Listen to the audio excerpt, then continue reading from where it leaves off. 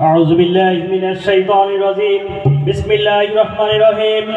সংগ্রামী বড়াই গ্রামবাসী, উপস্থিত ছাত্র জনতা, মঞ্চে উপস্থিত আজকের প্রোগ্রামের প্রধান অতিথি, নাটোরের বাগাতিপাড়া উপজেলার কৃতি সন্তান, চট্টগ্রাম বিশ্ববিদ্যালয় কেন্দ্রীয় ছাত্র সংসদের নির্বাচিত ভিপি ছাত্র নেতা ইব্রাহিম হোসেন রনি। মঞ্চে উপস্থিত আছেন বাংলাদেশ জামায়াত ইসলামী নাটোর জেলা শাখার সংগ্রামী আমির অধ্যাপক ডক্টর মীর নুরুল ইসলাম, বড়াইগ্রাম গুরুদাসপুর নাটোর ৪ আসনের সংসদ সদস্য পদপ্রার্থী জনাব মাওলানা আব্দুল হাকিম। আমার সামনে উপস্থিত ছাত্র জনতা, আসসালামু আলাইকুম রাহমাতুল্লাহ।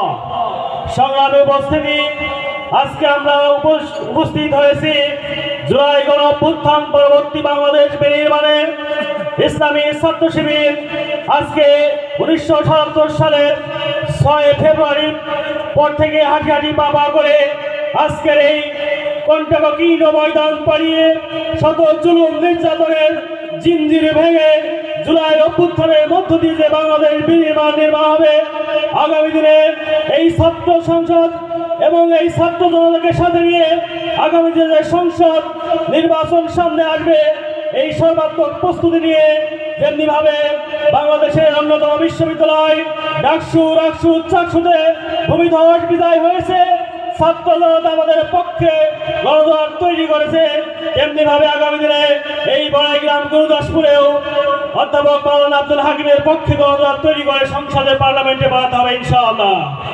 সংগ্রামী উপস্থিতি, ইসলামী ছাত্র শিবিরের ওপর জুলুম নির্যাতনের জাদাগলে পিছিয়ে আওয়ামী ফ্যাসিবাদ সরকার ছাত্র জনতার কাছ থেকে ইসলামী ছাত্র শিবিরকে দূরে সরিয়ে রাখার ষড়যন্ত্র করেছিল। যারা দীর্ঘ 15 বছর ইসলামী ছাত্র শিবিরকে, ছাত্র সংগঠনকে ছাত্রদের মাঝে কাজ করার সুযোগ তৈরি করে দেয়নি ফ্যাসিস্ট আওয়ামী সরকার, তারা আজকে দেখে যাক ইসলামী ছাত্র শিবির বিগত 15 বছরের জুলুম নির্যাতনে আরো বেশি শক্তিশালী হয়ে ছাত্র সমাজের কাছে ফিরে এসেছে। বাংলাদেশ ইসলামী ছাত্র শিবির আজকে ছাত্র জনতার কাছে প্রেরণার বাতিঘর। সংগ্রামী উপস্থিতি, যেমনি ভাবে জুলাই বিপ্লবে আমরা রক্ত দিয়েছি, 2000 ছাত্র জনতা রক্ত দিয়েছে আগামী বাংলাদেশ গড়ার জন্য, যারা হাত হারিয়েছে, পা হারিয়েছে, যারা ক্ষতিগ্রস্ত হয়েছে, অন্তর্বর্তীকালীন সরকারের কাছে আহ্বান রাখতে চাই, জুলাই যোদ্ধাদের পুনর্বাসন করতে হবে। আহত এবং চিকিৎসা